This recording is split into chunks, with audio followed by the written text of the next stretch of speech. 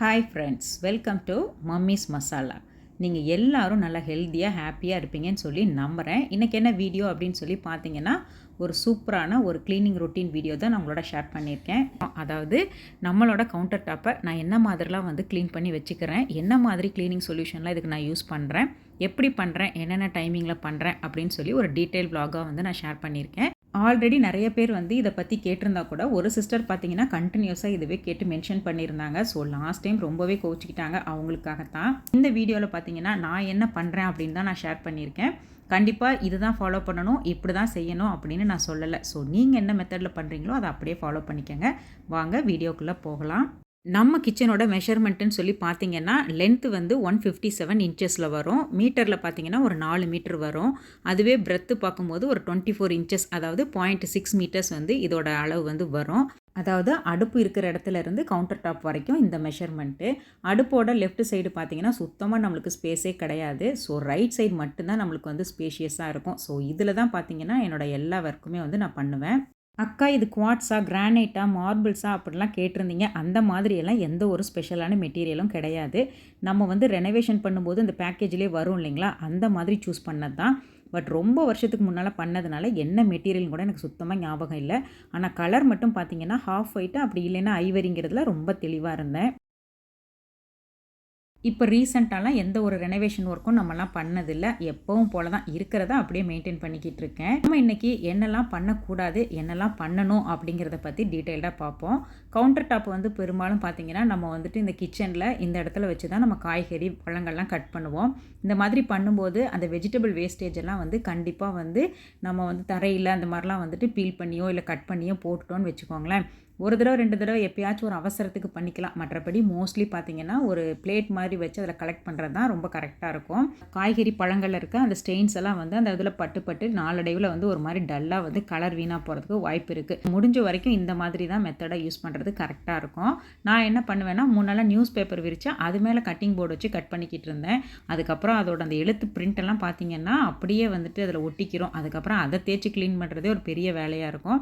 So அதனாலே பார்த்திங்கன்னா அது ஈரத்துலலாம் நனைஞ்சிருச்சுன்னா ரொம்ப மெஸ்ஸியாக இருக்கும். ஸோ அதனால் இப்போ வந்து பார்த்திங்கன்னா இந்த மாதிரி தான் ஒரு வேஸ்டேஜ், ஒரு பேக்கெட்டோ ஒரு பிளேட்டோ ஒரு பேஸ்கெட்டோ வச்சு அதில் கலெக்ட் பண்ணி த்ரோ பண்ணிடுவேன். ஸோ இது பார்த்திங்கன்னா நம்மளுக்கு வேலையும் ஈஸியாக இருக்கும். கவுண்டர் டாப்பு எப்பயுமே நீட்டாக இருக்கிற மாதிரி இருக்கும்.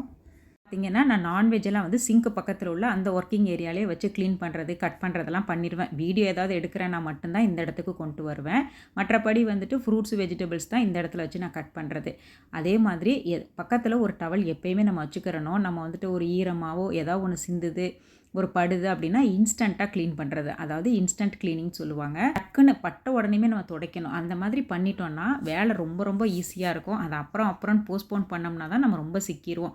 அதுலேயும் இந்த மாதிரி நல்ல நிறம் உள்ள காய்கறி பழங்கள்லாம் கட் பண்ணும்போது அதோட கரையெல்லாம் பார்த்திங்கன்னா லைட்டாக பட்டாலே பிடிச்சிரும். ஸோ கண்டிப்பாக வந்துட்டு அப்பப்போ க்ளீன் பண்ணிடணும். நமக்கு வந்து அடுப்பும் பக்கத்துலேயே கவுண்டர் டாப்பும் எல்லாம் பக்கம் பக்கமாக இருக்கிறதுனால சமைக்கிறது ஃபுல்லுமே பார்த்திங்கன்னா நம்ம ப்ராப்பராக குக் பண்ணலைன்னா இந்த பக்கம் ஃபுல்லுமே வேஸ்ட்டாக போயிடும். ஸோ அதனால் வந்துட்டு எப்போவுமே இந்த மாதிரி தாளிக்கும் போது அந்த மாதிரி டைம்லலாம் ஒரு லிட்டு போட்டு க்ளோஸ் பண்ணிக்கிறது ரொம்ப நல்ல விஷயமா இருக்கும். ஏன்னா அந்த கடுகு இதெல்லாம் தெரித்து வந்து எல்லா பக்கமும் நம்மளுக்கு வேலையை வளர்த்து வைக்கும். இன்னும் க்ளீனிங் ஒர்க்கை வந்து இன்னும் டைம் அதிகமாக எடுக்கும். ஸோ நான் எப்போயுமே பார்த்திங்கன்னா இந்த மாதிரி பண்ணும்போதெல்லாம் வந்துட்டு க்ளோஸ் பண்ணி வச்சுருவேன். அப்போ தான் அந்த கடுகு எல்லாமே உள்ளேயே இதாகிடும். பாருங்களேன், இப்போ இந்த மாதிரி தெறிக்கிறதெல்லாம் நம்ம இம்மீடியட்டாக தொடச்சி எடுத்துடணும். இன்னொரு காமன் மிஸ்டேக் என்ன பண்ணுவோம் அப்படின்னு சொல்லி பார்த்தீங்கன்னா, சமைக்கும்போது நம்ம யூஸ் பண்ணுற அந்த கரண்டி இருக்குது இல்லைங்களா, அந்த சமையல் வந்து செஞ்சுக்கிட்டே இருப்போம். டக்குன்னு அந்த கரண்டி வைக்கிறதுக்கு வந்து நம்ம ஸ்பூன் ரெஸ்ட்டில் தான் யூஸ் பண்ணணும் அப்படின்னு அவசியம் கிடையாது. ஜஸ்ட்டு வீட்டில் உள்ள ஒரு நார்மல் ஒரு பிளேட் எடுத்து அதில் நம்ம வந்துட்டு குக்கிங் ஃபுல்லும் முடிக்கிற வரைக்கும் நம்ம அந்த பிளேட்டை யூஸ் பண்ணிக்கலாம். நம்ம வந்து மெஷர்மெண்ட் ஸ்கூப்ஸ் ஏதாவது யூஸ் பண்ணுறோம், அதுக்கப்புறம் நார்மலாக ஒரு ஸ்டெயின்லெஸ் ஸ்டீல் ஸ்பூன் எடுத்து ஏதாவது போடுறோம் மசாலா ஐட்டங்கள், அந்த மாதிரி எல்லாத்தையுமே வந்து இந்த பிளேட்லேயே வச்சுட்டோன்னா ஒரே பிளேட்டாக போகும். நீட்டாக வாஷ் பண்ணிடலாம். இப்போ நம்ம அந்த குழம்பு கரண்டிலாம் தரையில் இது வச்சுட்டோன்னா நம்மளுக்கு வந்து அது அன்ஹைஜீனிக்காகவும் இருக்கும். அதே சமயத்தில் அந்த குழம்பு கரை, அதில் இருக்க மஞ்சத்தூள், குழம்புத்தூள் இதெல்லாம் பார்த்திங்கன்னா அது அப்படியே வந்துட்டு தரையில் பட்டுரும். கலர் வந்து மஞ்சள் கலர் பிடிச்சிக்கும். அதே மாதிரி தான் நம்ம பாத்திரத்தை மூடி சமைக்கும்போது அதில் எண்ணெய் வந்து அந்த குழம்பு கரையெல்லாம் பட்டிருக்கும் பாருங்களேன். இந்த மாதிரி. ஸோ இந்த மாதிரிலாம் படாமல் இருக்கிறதுக்கு நான் என்ன பண்ணுவேன்னா, நம்மளுக்கு வந்து அந்த லிட்டுல ரெஸ்ட் பண்ணுறதுக்குன்னே நிறைய ஸ்டாண்ட்ஸ் எல்லாம் இருக்குது. நான் வந்து சும்மா இந்த மாதிரி ஒரு சின்ன கிண்ணத்தை வச்சு அது மேலே வச்சுருவேன். ஸோ இது சேஃப் அண்ட் செக்யூராக அது பாட்டுக்கு இருக்கும். சிம்பிளாக வேலை முடிஞ்சிடும். எங்கேயுமே மெஸ்ஸி ஆகாது. அதே மாதிரி தான் குக்கர்லேருந்து விசில் வரும்போது லைட்டாக வந்து எல்லா பக்கமும் அப்படியே ட்ரிஸ்லிங் மாதிரி ஆகும். ஸோ அதெல்லாம் பார்த்தீங்கன்னா இம்மீடியட்டாக கையோட தொடச்சி எடுத்துட்டோம்னா வேலை வந்து சுலபமாக முடிஞ்சிடும். இது தாங்க இன்ஸ்டன்ட் க்ளீனிங். எப்போல்லாம் நம்ம சமையலை ஒன்ஸ் நம்ம ஃபுல்லாக பண்ணி முடிச்சிட்டோம் அப்படின்னு சொல்கிறோமோ, அப்போ பார்த்தீங்கன்னா சமைச்ச பொருளெல்லாம் எடுத்து அழகாக இந்த மாதிரி ஒரு ஹீட் ரெசிஸ்டர் மேலே எடுத்து அழகாக டிஸ்ப்ளே பண்ணி வச்சிடணும். அப்படியே அடுப்பு மேலே வைக்கிறதும் அந்த அளவுக்கு இது கிடையாது. அப்படியே தூக்கி நம்ம வந்துட்டு கவுண்டர் டாப் மேலே டைரெக்டாக வந்துட்டு ப்ளேஸ் பண்ணுறதும் சரியாக இருக்காது. ஸோ 5 மினிட்ஸ் க்ளீனிங் கண்டிப்பாக குக்கிங் முடித்த உடனேயுமே ஒரு 5 மினிட்ஸ் க்ளீனிங் ப்ராப்பராக பண்ணிவிட்டு இந்த மாதிரி ஒரு ஹீட் ரெசிஸ்டார் இல்லைன்னா ஒரு மெட்டல் ஸ்டாண்டு ஏதோ ஒன்றில் வந்து அழகாக எடுத்து வச்சிடணும். அதாவது அந்த ஹீட் வந்து டைரெக்டாக அந்த கவுண்டர் டாப் மேலே படாத மாதிரி நம்ம ஏதாச்சும் ஒன்று சேஃப் அண்ட் செக்யூராக பண்ணி வச்சிட்டோன்னா கவுண்டர் டாப் வந்து வீணாக போகாமல் அதோட லைஃப் வந்து ரொம்பவே நல்லாயிருக்கும். நானே வந்து ஒரு ஃபுல்லாக வந்து ஒரு பெரிய மெட்டல் ஸ்டாண்ட் வாங்கணுன்னு தான் பார்த்துக்கிட்டு இருக்கேன். ஸோ நான் இன்னும் வாங்கலை. ஸோ இந்த மாதிரி சின்ன சின்னதாக அப்பப்போ நான் எடுத்து யூஸ் பண்ணிடுவேன். இது வந்து பார்த்திங்கன்னா எல்லா மெட்டீரியல்லுமே இருக்கும். வாங்கும்போது கவனமாக வந்துட்டு அந்த கீழே தரையில் ப்ளேஸ் பண்ணுற இடம் பார்த்திங்கன்னா இந்த மாதிரி கர்வாக இருக்கணும், இல்லைன்னா சின்ன புஷ் வச்சுருக்கிற மாதிரி இருக்கணும். இந்த மாதிரி ஷார்ப் எட்ஜஸ் உள்ளது மட்டும் வாங்கிடவே கூடாது. இது வந்து சிக்கந்தர் ஸ்டோரில் ஃப்ரீயாக கொடுத்தது நம்ம அயன் பொருட்கள்லாம் வாங்கும்போது. பட் இது வந்து பார்த்திங்கன்னா நம்மளோட ஃப்ளோரை வந்து செமையாக டேமேஜ் பண்ணிடும். ஸோ இதை நான் யூஸ் பண்ணவே மாட்டேன். இந்த மாதிரி ஷார்ப்பான கீழே பாட்டம் உள்ளது வந்து யூஸ் பண்ணக்கூடாது. ஸோ சூடான குழம்பு, ரசம், சாதம் அது எல்லாத்தையுமே வந்துட்டு டைரெக்டாக கவுண்டர் டாப்பில் வைக்காமல் இந்த மாதிரி ஒரு இதை வச்சு ப்ளேஸ் பண்ணி அதுக்கப்புறம் வைக்கிறது ரொம்ப நல்ல விஷயம்.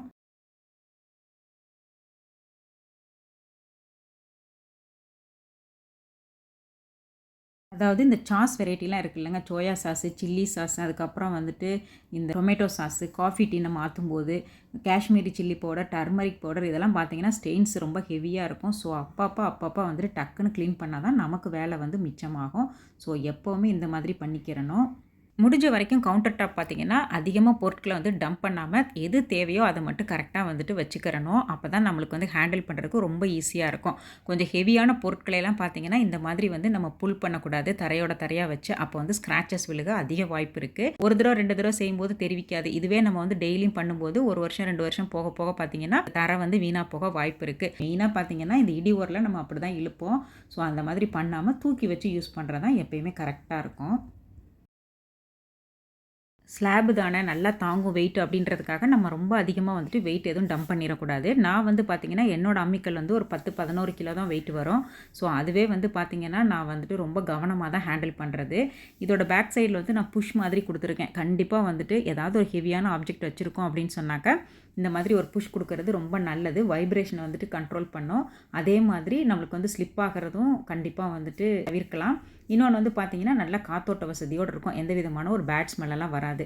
அடியில் வந்து கிரிப்புக்காகவும் அதே சமயத்தில் நம்ம வந்துட்டு அந்த ஈரம் ஏதாவது இருந்ததுன்னா அப்சர்வ் பண்ணுறதுக்காக ஒரு குட்டி டவலை போட்டு அதுக்கப்புறம் நம்ம அம்மிக்கல்லை வச்சு நான் எப்போயுமே அரைச்சிக்குவேன். அப்பப்போ எடுத்து ஏதாவது சிந்துச்சுன்னா கூட அந்த டவலை எடுத்து அப்படியே வாஷ் பண்ணி போட்டுருவேன். மற்றபடி தரை எதுவுமே வீணாக போகிறதுக்கு எந்த வாய்ப்பும் இருக்காது. எந்த வைப்ரேஷனும் இருக்காது. எந்த விதமான பேட் ஸ்மெல்லும் இருக்காது. கரை எதுவுமே படாது. ஸோ இந்த மாதிரி வந்து நான் யூஸ் பண்ணிக்கிறது.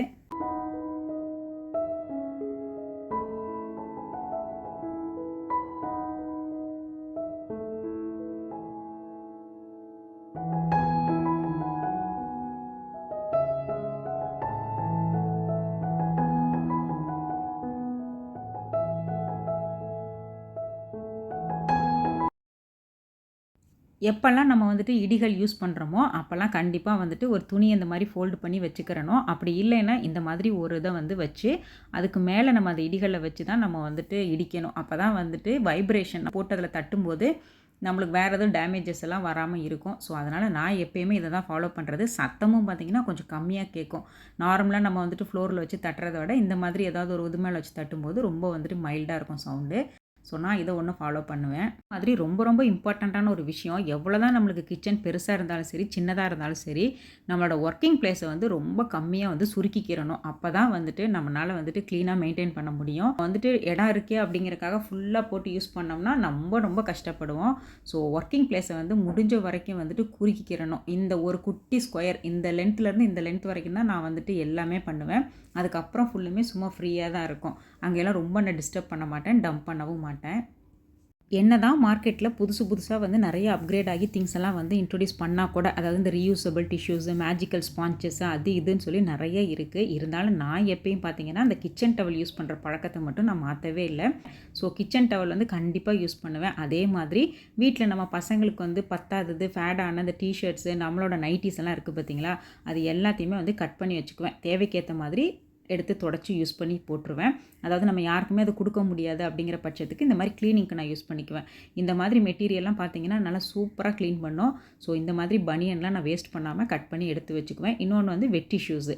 வெட் டிஷ்யூவும் பார்த்தீங்கன்னா ஒரு சோம்பேறியாக இருக்கிற டைமில் டக்குன்னு எடுத்தோமா, ஒரு மாதிரி லேசியாக இருக்கும், க்ளீன் பண்ணுற மூடே இருக்காது. ஆனாலும் அதை அப்படியே போடவும் மனசு வராத டைமில் இந்த மாதிரி வெட் டிஷ்யூஸ் வந்து நல்லா ஹெல்ப் பண்ணும்.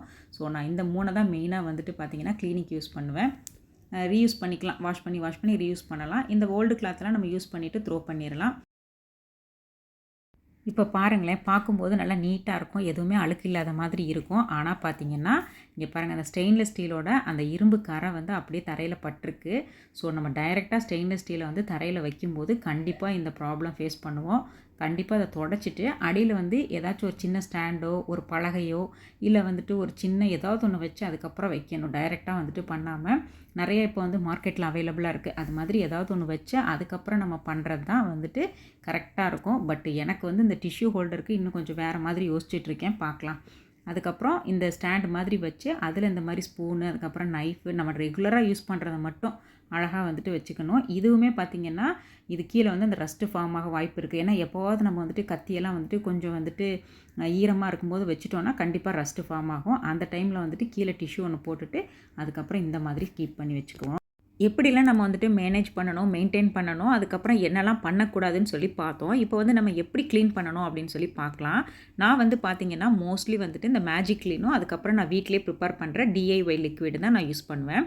இந்த டிஐஒய் லிக்விட் பார்த்திங்கன்னா, நம்ம அந்த வினிகரும், அதுக்கப்புறம் வீட்டில் உள்ள நார்மல் விம் லிக்விடு பாத்திரம் விளக்குறதுக்கு யூஸ் பண்ணுற அந்த லிக்விட் ஒரு பங்கும், ஒரு பங்கு வாட்டர், இது 3 நல்லா மிக்ஸ் பண்ணி ஈக்குவல் போர்ஷனில் எடுத்து மிக்ஸ் பண்ணி வச்சுருப்பேன். அதான் டிஐஒய் லிக்விடு. இந்த மேஜிக் க்ளீன் பார்த்தீங்கன்னா, இந்த மேஜிக் க்ளீனோட அந்த ஸ்ப்ரே பாட்டில் எனக்கு வேணுங்கிறதுக்காக நான் அடிஷ்னலாக இன்னொன்று அதில் தான் டிஐஒய் லிக்விட் ப்ரிப்பேர் பண்ணி வச்சுருக்கேன். அடையாளத்துக்காக மேலே பொட்டு ஒன்று ஒட்டி வச்சுருப்பேன்.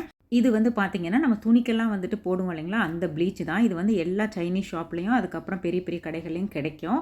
ஸோ இந்த டிஐஒய் லிக்விடில் வந்துட்டு இந்த குளோரெக்ஸ், அதாவது இந்த ப்ளீச்சை வந்து ஒரு 2-3 ட்ராப்ஸ், ஃபியூ ட்ராப்ஸ் நம்மளோட கவுண்டர் டாப்பில் உள்ள அழுக்கு கரையை பொறுத்து நம்ம மிக்ஸ் பண்ணிவிட்டு லைட்டாக ஸ்ப்ரே பண்ணி அதுக்கப்புறமா நம்ம எப்பவும் போல் தொடச்சி எடுத்துக்கலாம். டிஐஒய் கூட இந்த குளோரெக்ஸ் நான் மிக்ஸ் பண்ணுறது பார்த்திங்கன்னா ரொம்ப ரேரு. ஒரு 3 மாதத்துக்கு ஒருக்கா, 6 மாதத்துக்கு ஒருக்கா பண்ணாலே போதும். எப்போல்லாம் நம்ம வந்துட்டு இந்த குளோரெக்ஸ் யூஸ் பண்ணுறோமோ அப்போ வந்து கையில் க்ளவுஸ் யூஸ் பண்ணிக்கிறது நல்லது. ஏன்னா ரொம்ப சேஃபாக இருக்கும். அதே மாதிரி நெடி கொஞ்சம் அடிக்கிற மாதிரி ஃபீல் பண்ணிங்கன்னா கண்டிப்பாக மாஸ்க் யூஸ் பண்ணிக்கோங்க. இது நல்லாவே வந்துட்டு பளிச்சுன்னு இருக்கும்.